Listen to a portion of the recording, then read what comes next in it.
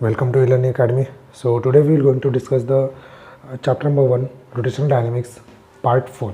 Okay, तो part 4 यहाँ पे हम लोग डिस्कस करने वाले हैं. तो आप लोग वीडियो ध्यान से देखते रहना, बहुत इंपॉर्टेंट है, बहुत ईजी है. ठीक है, तो यहाँ पे हम लोग पढ़ने वाले एक्सप्रेशन ऑफ टॉर्क के बारे में. तो टॉर्क क्या होता है? Torque is nothing but the F into R. F क्या भाई? फोर्स. आर क्या? डिस्टेंस, है ना.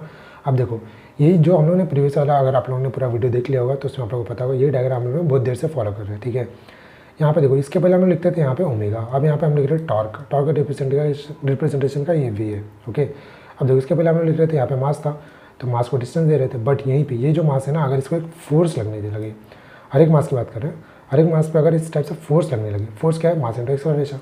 अगर इस टाइप से फोर्स लगने लगे तो ये जो रोटेशन आप यहाँ पे मिलेगा ना भाई, वो टॉर्क को बर्थ करेगा. ठीक है, वो टॉर्क को बर्थ करेगा. अब समझते हैं यहाँ पे क्या बोलता है. Here rigid body performing UCM. UCM का uniform circular motion. Angular acceleration should भी कांस्टेंट अल्फा. तो कांस्टेंट अल्फा रहेगा, है ना, क्योंकि सब बॉडी एक साथ रोटेट कर रहा है. नेक्स्ट यहाँ पे क्या है? थ्योरेटिकली m1 m2 ये सब क्या है? मासेस है. ऑलरेडी इसके पहले पढ़ा है ना, mass of particle of body है. r1 r2 rn ये सब कुछ क्या है? रेडियस और distance of particles from the axis of rotation. Okay, अब आगे मूव करते हैं. नेक्स्ट देखो, ये क्या बोलता है? UCM will done with radial acceleration और टेंजेंशियल एक्सेलरेशन. ओके, तो ये हम लोगों ने पढ़ा है लीनियर एक्सेलरेशन और एंगुलर एक्सेलरेशन का रिलेशन. कि क्या होता है? A is equals to R into alpha. R क्या यहाँ पे? रेडियस. अल्फा क्या? Angular acceleration. ओके, हर एक पार्ट के लिए लिखना चाहते हो तो I1 A2 A3 इस टाइप से अलग लिखते रहो. ठीक है, अब यहाँ पे बेसिक फार्मूला क्या था? Mass into acceleration. और एक्सेलरेशन को क्या लिखा हम लोगों ने? R alpha. तो एफ इज इक्वल्स टू क्या मिल गया? M into R into alpha, है ना. अब यहाँ पे हम लोग टॉर्क को डिफाइन करेंगे. तो टॉर्क का बेसिक फार्मूला थोड़ी देर पहले आपको बताया मैं, है ना. देखो, कभी कभी इसको टी लिखते हैं या फिर कभी कभी टॉर्क इस टाइप से लिखते हैं, दोनों भी सेम है. Torque equal to F into R आ गया. एफ को अभी डिफाइन किया, क्या मिला? एफ एम आर अल्फा या फिर एम अल्फा इंटू आर. तो आर स्क्वायर हो जाएगा M alpha into R square. तो फर्स्ट पार्टिकल के लिए लिखा है, सेकंड पार्टिकल इस टाइप से एन नंबर ऑफ पार्टिकल्स यहाँ पे हम लिख सकते हैं. ठीक है, अगेन हमको क्या चाहिए? टोटल. टोटल क्या होगा? टॉर्क. टोटल के लिए हम लोगों ने ऐड कर दिया. अब यहाँ पे कॉमन कौन आने वाला? अल्फा. अल्फा को हम लोगों ने यहाँ पे कॉमन निकाल दिया. जब अल्फा कॉमन निकाला तो M1 R1 square plus M2 R2 square इस टाइप से अलग अलग मिला. अल्फा कॉमन हो गया और ये सब कुछ क्या बना? ये सब कुछ बना मोमेंट ऑफ इनर्शिया. ऑलरेडी हम लोगों ने लास्ट वीडियो में पढ़ा है ना. M I R square. I क्या है? 1 से लेके n तक. ठीक है, तो ये रहा मोमेंट ऑफ इनर्शिया. इसको हम लोगों ने लिखा, तो टॉर्क इज इक्वल्स टू क्या मिला? आई इंटू अल्फा. ठीक है स्टूडेंट्स, तो ये रहा टॉर्क का डेरिवेशन. बहुत इंपॉर्टेंट है और ईजी है. ठीक, अब हम बात करना चाहते हैं क्या? कंजर्वेशन ऑफ एंगुलर मोमेंटम, है ना. यहाँ पे हम बात करें कंजर्वेशन ऑफ एंगुलर मोमेंटम. ध्यान से देखते हैं यहाँ पे क्या होता है? Linear momentum of any isolated system. Isolated system है. ठीक है, तो ऐसा कोई भी सिस्टम जो कि बाहर ना जाए ना अंदर आए. ठीक है, इसको हम बोलते हैं isolated system. Is consider in absence of any external unbalance force. ठीक है, तो हम लोगों ने एक आइसोलेटेड सिस्टम कंसिडर किया जो कि जिससे ना कोई भी अनबैलेंस फोर्स, ऐसे एक सिस्टम होगा इसके कोई भी अनबैलेंस फोर्स ना अंदर आ रहा है ना बाहर जा रहा है, कोई अनबैलेंस फोर्स एक्सटर्नल एक्ट नहीं कर रहा है. ठीक है, अब यहाँ पे क्या relation between angular and linear momentum. तो L is equals to R into P होता है ना. लास्ट वीडियो में हमने पढ़ा है. ये एंगुलर है और लीनियर मोमेंटम का क्या है? रिलेशन, है ना. अब हमको इसको क्या करना चाहते हैं? Differentiate with respect to T, है ना. टी क्या है? टाइम. तो डिफरेंशिएट किया भाई, तो D L upon D T लिखा हमने, तो D upon D T R cross P लिखा. ठीक है, अब देखो स्टूडेंट्स, यहाँ पे जो देख रहे हो ना, यहाँ पे हम लोग यूज़ करेंगे क्या? UV rule. यूवी रूल क्या बोलता है? U differentiation of V plus V differentiation of U, है ना. तो ये देखो, यहाँ पे आर था, तो R differentiation of P plus R P और डिफरेंशिएशन ऑफ आर. पी को बाद में लिखा. ठीक है, ये यूवी रूल अप्लाई किया. देखो, ये यू है, ये वी है, फिर ये वी हो गया, ये यू हो गया, है ना. डिफरेंशिएट किया. और देखो यहाँ पे D P upon D T क्या रिप्रेजेंट करता है? ये क्या है? Newton second law. कहाँ पढ़ा भाई? 11th फिजिक्स में. Newton second law of motion में न्यूटन सेकंड लॉ क्या बोलता है? The rate of change of linear momentum with respect to time. The rate of change of linear momentum with respect to time is directly proportional to the external force. तो किसके equal है? Force के equal. और are as it is लिखा हमने. Okay, और देखो ये क्या? आर क्या होता है? डिस्टेंस. डिस्टेंस अपॉन टाइम क्या होता है भाई? वेलोसिटी. और डिस्प्लेसमेंट अपॉन टाइम ले लो, कोई बात नहीं. पी क्या? लीनियर वेलोसिटी, तो same as it is. Okay, और पी का फॉर्मूला हमने ऑलरेडी पढ़ा है. क्या होता है? लीनियर मोमेंटम का फॉर्मूला मास इंटू वेलोसिटी. तो यहाँ पे लिखा हम लोगों ने मास इंटू वेलोसिटी. यहाँ पे मास क्या है? मैग्नीट्यूड है. मैग्नीट्यूड बाहर ले लिया और ये दोनों वेक्टर लगा. तो V cross V. V cross V क्या होगा? जीरो. कैसे मालूम पड़ा भाई? आई क्रॉस आई जीरो होता है, जे क्रॉस जे जीरो होता है, के क्रॉस के जीरो होता है. यूनिट वेक्टर पढ़ा है ना भाई 11th फिजिक्स में. ठीक है, अभी क्या होगा? जीरो. तो ये रहा जीरो, ये जीरो हो गया तो सब खत्म हो गया. सिर्फ कौन बचा? आर क्रॉस एफ बचा. किसको हम लोग डिफ्रेंशिएट करना स्टार्ट किए थे? Angular momentum. ठीक है, बट यहाँ पे क्या? R cross F is the moment of torque. ठीक है, किसका है? टॉर्क है. तो इसका मीनिंग क्या है? ये सब क्या बनने वाला है? टॉर्क. तो टॉर्क आ गया. Torque is equal to differentiation of angular momentum with respect to time. Okay, देखो अगर मैं बोलता टॉर्क खत्म हो गया, टॉर्क जीरो हो गया, तो एंगुलर मोमेंटम का जो डिफरेंशिएशन वो भी क्या हो गया, जीरो। इसका मीनिंग क्या है कि वहाँ पे देखो जीरो क्यों हो रहा है, क्योंकि एंगुलर मोमेंटम कांस्टेंट है, through out the process constant है। तो यहाँ पे क्या मालूम पड़ा कि जो भी एंगुलर मोमेंटम था वो क्या होगा, कंजर्व्ड। समझ में आया? आई होप आप लोग इसको भी समझ गए होंगे। अब हम बात करना चाहते हैं किसका, रोलिंग मोशन, जो कि बहुत इंपॉर्टेंट है। रोलिंग मोशन क्या होता है? रोलिंग मोशन होता है it is nothing but the summation of rotational and kinetic energy. Rotational and translation kinetic energy, दोनों भी काइनेटिक है, बट एक रोटेशनल होगा एक ट्रांसलेशनल होगा।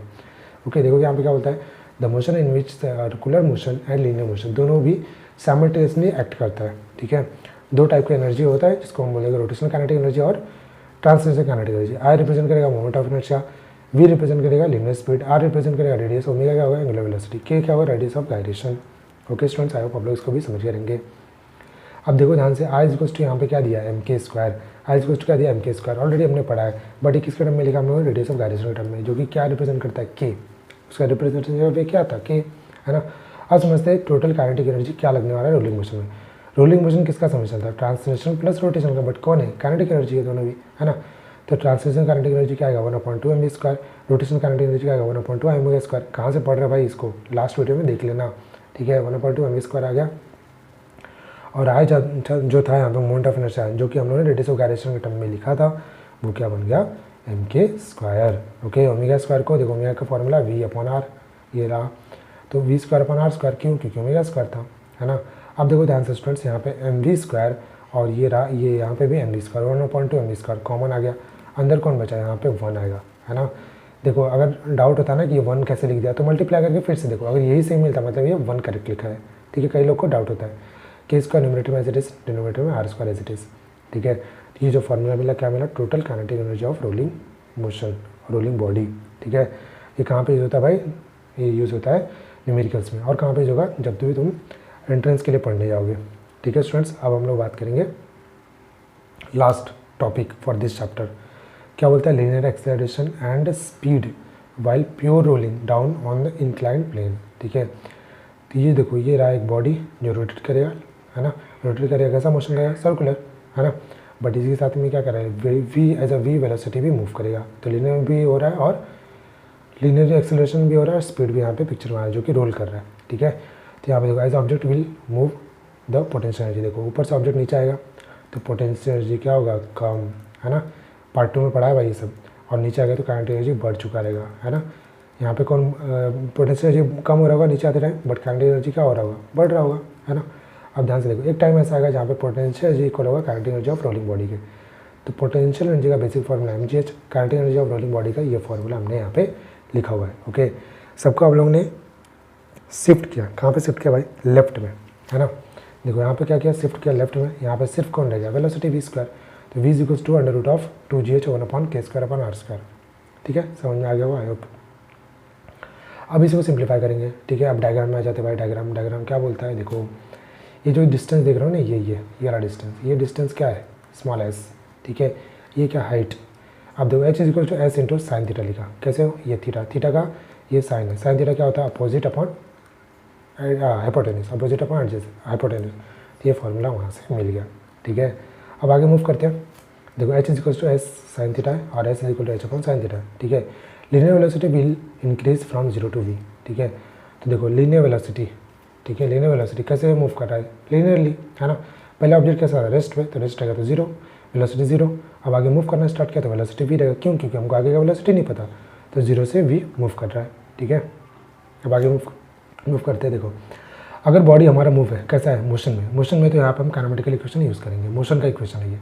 तो v square equal to u square plus 2s, 3 kinematical equation होता है, बट यहाँ पे हम लोग यही क्यों यूज़ कर रहे हैं, क्योंकि ये यहाँ पे वैलिड है ना। और कौन सा एक काइनेमेटिकल इक्वेशन होता है, देखो s equals to ut plus half at square, है ना। ऑलरेडी आप लोग 9th से पढ़ते आ रहे हो भाई। और कौन सा होता है, एक और होता है v इक्वल्स टू क्या आएगा, u plus a into T, है ना। अब यहाँ पे देखो स्मॉल u क्या है, 0 क्यों है, क्योंकि इनिशियल वेलोसिटी था, इनिशियल वेलोसिटी 0, क्योंकि ऑब्जेक्ट देखो ना, ऑब्जेक्ट ऐसा क्या था, रेस्ट से स्टार्ट किया था ना, रेस्ट में इनिशियल वेलोसिटी 0 हो जाएगा, है ना। आप लोग इसको भी समझ गए होंगे। अब आगे मूव करते, ध्यान से देखना स्टूडेंट्स। अब देखो जो ऑलरेडी हमने इक्वेशन लिखा था कहाँ पे, ऊपर v स्क्वायर, है ना, देखो ना v स्क्वायर निकाला था, तो v को यहाँ पे पुट किया, बट यहाँ पे लेफ्ट में क्या बोलता है वो, देखो इस इक्वेशन में सब्स्टिट्यूट कर रहे हैं हम ऊपर आ रहे वैल्यू को, तो ये v स्क्वायर होती है, इसको हमने स्क्वायर कर दिया। और यू स्क्वायर 0 हो गया, +2 एस की जगह पे h अपन साइन थीटा लिखा। कैसे लिखा, ये रहा, है ना। अब देखो स्क्वायर, ये स्क्वायर और स्क्वायर रूट कैंसिल, तो बचा ये इक्वेशन 2a/h साइन थीटा आ गया। अब सबको हम लोगों ने लिखा ए के फॉर्म में, ए क्या था, एक्सेलरेशन, है ना। तो साइन थीटा वहाँ पे शिफ्ट हो गया तो मल्टीप्लाई आ गया, है ना। और ये रहा 2h यहाँ पे न्यूमरेटर में आ गया। तो ये इस टाइप से हमको मिला। ठीक है स्टूडेंट्स, आई होप आप लोग इसको भी समझ गए होंगे। ठीक है, अब एक और यहाँ पे नेक्स्ट देखते हैं स्टूडेंट्स। यहाँ पे कुछ कैंसिल हो रहा है, यस, 2 कैंसिल, एच कैंसिल, तो जी साइन थीटा अपॉन 1 + k²/r²। ये मिला हमको लीनियर एक्सेलरेशन। तो ये एक्सेलरेशन, लीनियर एक्सेलरेशन क्या मिला, g sine theta upon 1 + k²/r²। Okay students, I hope आप लोग इसको समझ गए होंगे। तो चैप्टर यहाँ पे हम लोगों ने चैप्टर 1 पूरा कंप्लीट कर दिया। ठीक है, देखो स्टूडेंट्स, ऑलरेडी मैंने सभी चैप्टर के फिजिक्स 1 में प्रॉपर वीडियो बनाया विद प्रॉपर प्लेलिस्ट। ठीक है, तो आप लोग वीडियो प्लीज़ ज़रूर देखना और अपने सभी फ्रेंड्स को शेयर करना, और प्लीज़ नीचे सब्सक्राइब बटन होगा, प्लीज़ सब्सक्राइब करना। ठीक है, ताकि मैक्सिमम चैनल सब्सक्राइब हो। ठीक है, देखो अभी इसमें मुझे कोई भी व्यू नहीं मिल रहा है, मतलब कोई भी इसमें हमको अर्निंग नहीं हो रही है। ठीक है, तो प्लीज़ मैक्सिमम सब्सक्राइब करना और व्यू इंक्रीज करने का ट्राई करना। ठीक है, सो बाय बाय एवरीबॉडी, मिलेंगे नेक्स्ट वीडियो लेक्चर में इसके न्यूमेरिकल्स के साथ में। So thank you, take care, bye bye.